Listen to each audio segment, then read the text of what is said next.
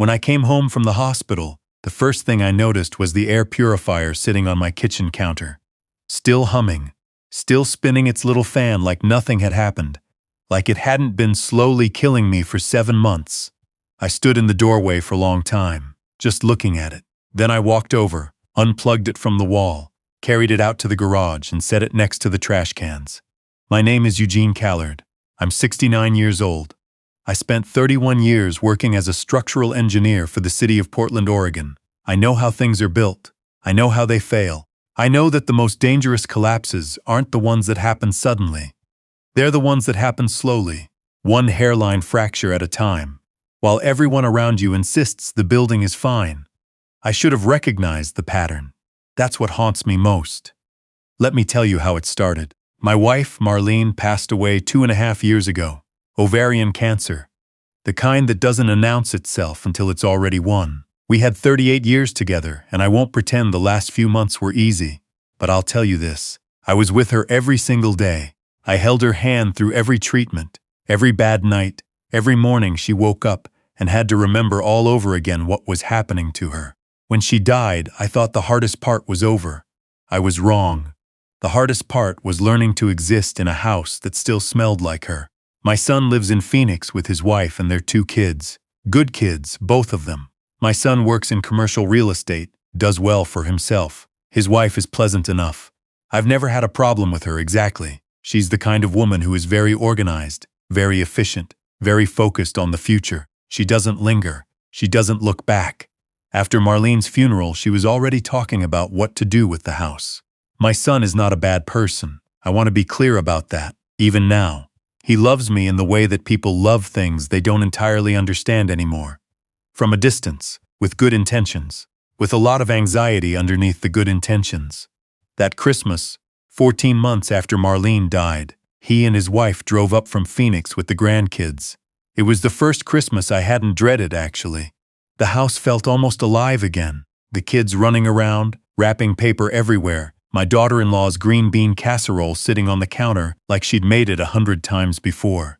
After dinner, after the kids were settled, my son brought out a large box wrapped in silver paper. "Dad," he said, "we've been worried about you." His wife nodded. She had that particular expression she gets, warm but purposeful, like she's delivering good news that's also an instruction. "The air quality in older homes can be really poor," my son said. "Especially in winter when everything's closed up. We did a lot of research on this." Inside the box was an air purifier, a big one, gunmetal gray, about the size of a small filing cabinet. The brand was something European sounding that I'd never heard of. My son explained it used some kind of ionization technology, not just a filter. It monitored particulate levels, VOCs, humidity. All the data went to an app on his phone. "That way we can see the air quality in your house in real time," his wife said. "If the readings ever spike, we'll know something's wrong." "Please use it, Dad," my son said. He had that look he gets. The one that reminds me he's the little boy who used to follow me around the hardware store on Saturdays. "For us, we can't be here, but at least this way we feel like we're watching out for you." What could I say? I put it in the kitchen that same night. The first month, nothing seemed wrong. January in Portland is cold and gray and wet, the way January is supposed to be. I stayed indoors mostly, reading, working on a model bridge I'd been building for years. Just for myself, just because I liked it. The purifier hummed in the corner of the kitchen. I barely noticed it. Then February arrived. It started with my lungs. Not a cough exactly, more like a heaviness. A feeling like I wasn't getting quite enough air, even when I was sitting still.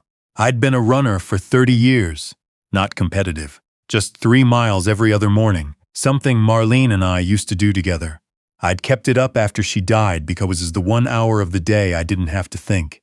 But now I was getting winded on the first half mile. I'd stop and put my hands on my knees and just breathe, which wasn't something I'd ever had to do before. I told my son about it on the phone. He sounded concerned. "The app actually shows some elevated humidity readings in the kitchen," he said. "Maybe the air's heavier than usual. Are you sleeping okay?" I wasn't.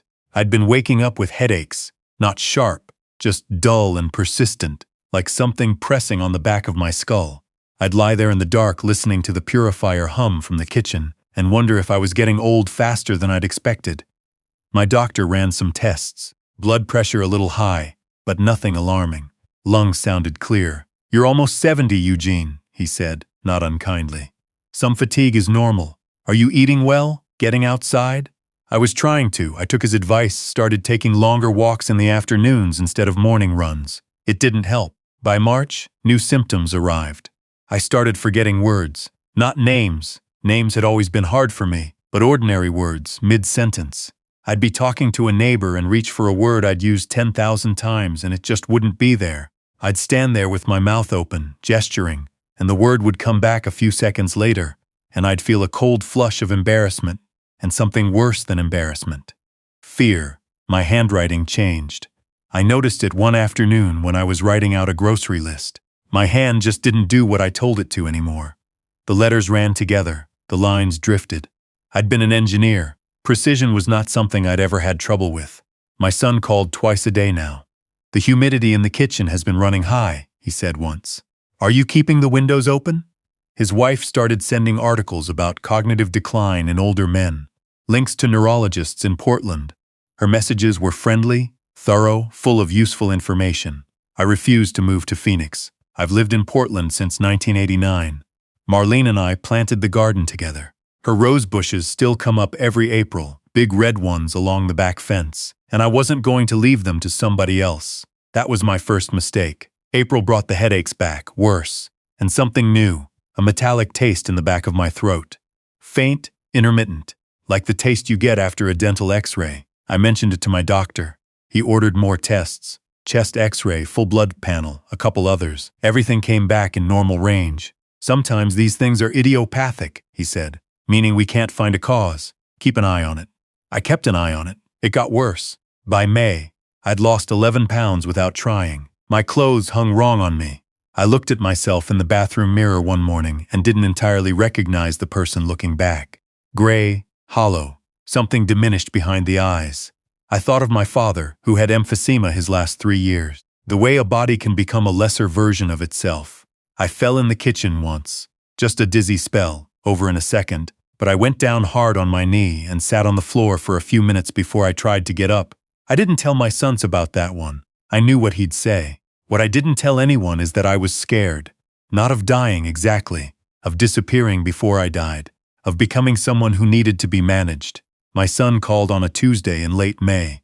"Dad, we really think you should come down here. Just for the summer. We've got the extra room. It would be good for the kids to spend time with you." I said I'd think about it. I was too tired to argue. He flew up 2 weeks later and took me down to Phoenix on the condition that I see a specialist. The specialist was a pulmonologist, a man named Dr. Albright, maybe 40 years old, calm and careful. He ran me through a respiratory function test, a CT scan, a blood gas analysis. When he called me back for results, his expression was professionally neutral. "Mr. Callard," he said, "your scan shows some interstitial changes that concern me. Combined with your symptoms, I'd like to start you on a course of treatment." "What kind of changes?" "Inflammation in the lung tissue, possibly early-stage fibrosis. We'd want to monitor it closely." He wrote me a prescription, 2 medications actually, one for inflammation, one that he described as a protective agent. I filled them at the pharmacy in the building's lobby, little white capsules and small orange tablets. Take with food, morning and evening. I stayed in Phoenix for 3 weeks. My son and his wife were attentive. His wife kept asking how I felt, whether I needed anything, whether the medications were helping. My son refilled my water glass without being asked. The grandkids were happy to have me there. I taught the older one to play chess. One night, around 1 in the morning, I woke up with a headache bad enough to make me nauseous. I went to the bathroom and sat on the edge of the tub for a while. The tile was cool. I put my hands flat on it and breathed. On the way back to bed, I passed the hallway where my son and his wife had set up the small air purifier from Phoenix, a different one, same brand as mine in Portland, that they kept in the guest room. "For your lungs," his wife had said when I arrived. I stood in the hall and looked at it. Something was wrong with the feeling of the air. It was hard to explain, even to myself. Not a smell, more like a texture, a slight wrongness that I couldn't name. I'd felt it in my own kitchen in Portland for months, so gradually I'd stopped noticing it. I went back to Portland the next week. The medications weren't helping. The heaviness in my chest got worse. June was bad. I had 3 dizzy spells in 1 week. I drove to the hardware store on a Wednesday morning and got as far as the parking lot before I had to sit in the car for 20 minutes with the door open, waiting for the ground to feel stable again. A man walked by and asked if I was all right. I told him I was fine. I wasn't fine. My world had gotten very small. I stopped answering the phone some days. Old colleagues from the city stopped reaching out after I kept forgetting to call back. I'd sit in the kitchen with my coffee and the purifier, humming and wonder what was happening to me and how to stop it. Then July came. There's a park near my house, Westmoreland, on the east side of the city. Nice old park, big trees, a pond with ducks. Marlene and I used to walk there Sunday mornings.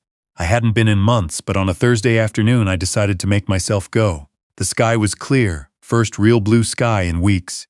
I sat on a bench near the pond and watched a father teaching his daughter to fly a kite. The girl kept dropping the string and laughing. The father kept handing it back.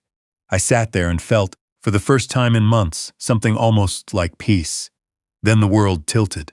I don't remember falling. I remember the kite, and then I remember a different angle. The grass, close, and the sky at a strange diagonal. Voices. Someone saying call 911. Someone saying don't move him. Then I was in an ambulance. The light inside was very white. A paramedic was checking my pulse. There was another one behind him, a woman, maybe late 30s, who was looking at something in her hand. She was holding the air quality monitor clipped to my keychain. I'd bought it 6 months earlier, one of those cheap ones the size of a silver dollar, because I'd started worrying about the air in my house. She looked at me. "Sir, can you hear me?" I told her my name. "This monitor." She held it up. "It's been reading elevated VOC levels. When did you last replace the batteries?" "It's new," I said. "I bought it in January." She and the other paramedic exchanged a look. "Sir, where have you been spending most of your time over the last 6 months?" I told her. "At home. Mostly in the kitchen." "Do you have any air purifiers or ionizing devices at home?" I said yes, one in the kitchen. She leaned toward me and said something I will hear for the rest of my life. "Those ionizers can produce ozone as a byproduct. At high concentrations, long-term exposure causes exactly what you're describing. But the levels that would do this over months are much higher than what these devices should produce." "Do you know what model you have?" I told her the brand. She looked at her partner again. A longer look this time. "I've seen this before," she said quietly, "twice. Both times the devices had been modified. The ionization output was set far above the consumer limit." She paused. "Is there anyone who would have had access to the device before it came to you?" The question floated there in the white light of the ambulance. I thought about the silver paper it was wrapped in, the careful explanation about air quality, the app on my son's phone monitoring the readings in my kitchen, the way his wife had sent a second purifier to Phoenix for the guest room. For my lungs, no, it couldn't be, but something in my chest understood before my mind did. The paramedic's name was Sandra Nowak. She had worked for the Portland Fire Bureau for 11 years. She was the one who had connected the 2 previous cases, both elderly, both with mysterious respiratory decline, both with modified ionizing devices, and filed a report with the state health department 8 months earlier that nobody had acted on.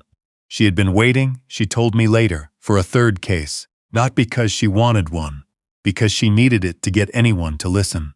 At the hospital, the doctors found what they'd been missing for months: elevated blood ozone metabolites, mild inflammatory scarring in the lower lobes of both lungs, and trace chemical compounds in my blood that were consistent with prolonged exposure to artificially elevated ozone concentrations.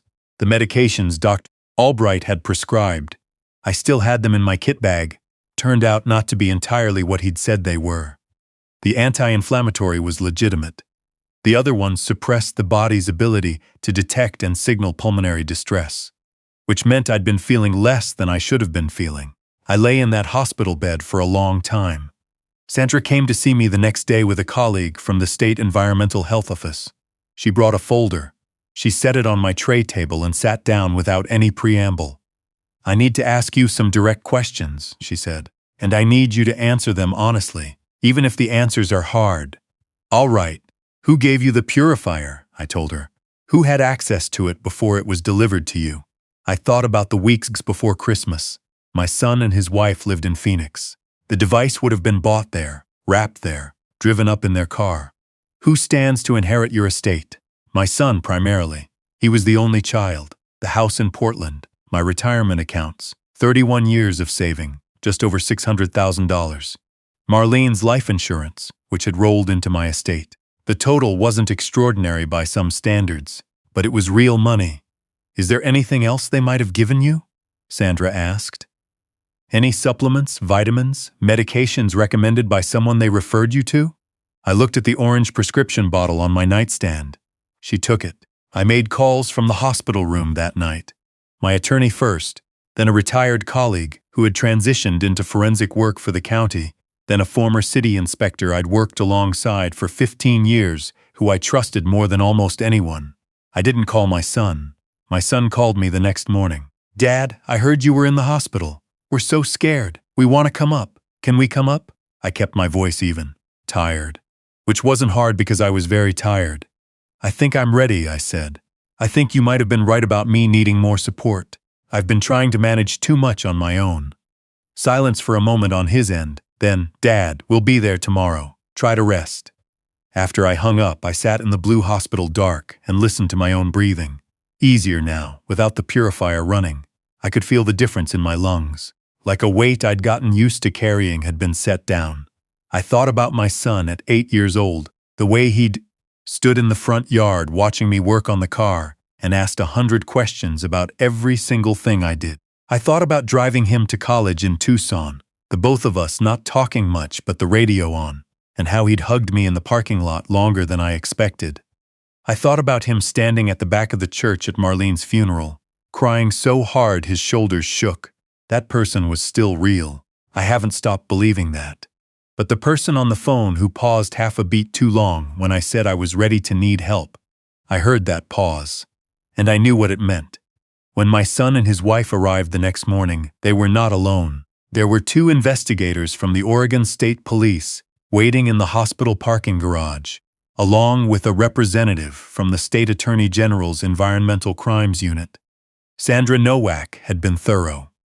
I watched from the window of my room as they came in through the entrance. My son was carrying a small bag, probably things I'd asked him to bring, which he'd offered to do without being asked.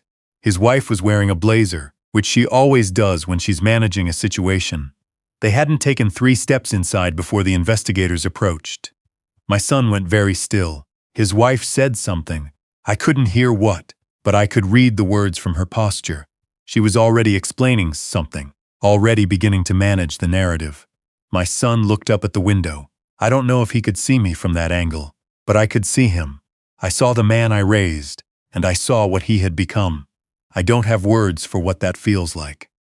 After everything I've read about betrayal, the history I spent a career teaching, the stories of people who turned on the people who loved them, I still don't have words for it. Grief and rage arrived together, and neither one knows where to stand. The investigation ran for 6 months. The evidence was methodical and damning. The purifier had been purchased through an industrial supplier in Phoenix and modified to output ozone at approximately 12 times the consumer safety limit, enough to cause serious lung damage over sustained exposure, calibrated to look like a slowly progressing natural illness in an older man. The app my son monitored on his phone wasn't just reading the air quality in my house. It was also sending operational commands to the device. He could adjust the output level remotely. Dr. Albright, the pulmonologist in Phoenix, was located. He had a practice there, legitimate credentials, real patients. He also had a financial relationship with my son going back 14 months, a private consulting arrangement that prosecutors argued was payment for his role in the scheme. He lost his medical license. He was charged as a co-conspirator. The secondary medication, the one that suppressed my ability to feel the damage being done, had been compounded at a specialty pharmacy outside of Scottsdale. The prescription was technically legal. The intent was not. My son's wife was the architect. That's what the evidence showed, at least. The communications, the research, the supplier contacts, the timing of every step. My son participated. Whether he initiated it or was drawn into it is something the prosecutors and the defense argued about for the better part of 8 months. I don't know the truth of it. I've stopped trying to know. His wife received 22 years, attempted murder, assault, criminal conspiracy, reckless endangerment, fraud. My son received 14. His attorney argued diminished capacity relative to his wife's influence and control. The judge accepted part of that argument. I didn't argue against it. I couldn't. The trial was the hardest thing I've sat through since Marlene's last month in the hospital. Listening to the prosecutors lay out the timeline, Christmas, the purifier, the app, the escalating output levels adjusted upward by tiny increments each week. While my son sat 20 feet away from me and didn't look up, his wife looked up. She looked at me the whole time, actually. I don't know what she was looking for. After the sentencing, I sat in the parking lot of the courthouse for about an hour. My attorney sat with me. She didn't say anything, which was exactly right. Eventually, I drove home. I sold the house in Portland. I couldn't live in it. The garden is still there, I assume. Someone else is tending Marlene's roses now, or not tending them, and I've made my peace with not knowing. I moved to a small house in Ashland, in the southern part of the state. It's quieter. The mountain is visible on clear days. I have a neighbor, a retired high school principal named Bev, who brings me produce from her garden in the summer and argues with me about baseball, which I don't follow but have learned to have opinions about for her benefit. I have lunch with Sandra Nowak and her husband twice a year when they come through. She checks on me by text every few weeks. I always answer. I'm healthier than I was.